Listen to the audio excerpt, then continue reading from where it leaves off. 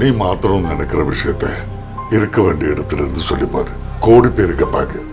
அது மூலமா இந்த சமுதாயத்தில் எந்த மாற்றத்தை வேணா கொண்டு வர முடியும். உனக்கு நடிகனாக வேணுமா? ஏதாவது பண்ணி நினச்சதெல்லாம் மாற்றிடலாம் நினச்சேன். ஆனால் இன்னும் ஒரே ஒரு சான்ஸ் மட்டும் கொடுங்க sir. Please sir, please sir. நான் வேஸ்ட் பண்ணேன்.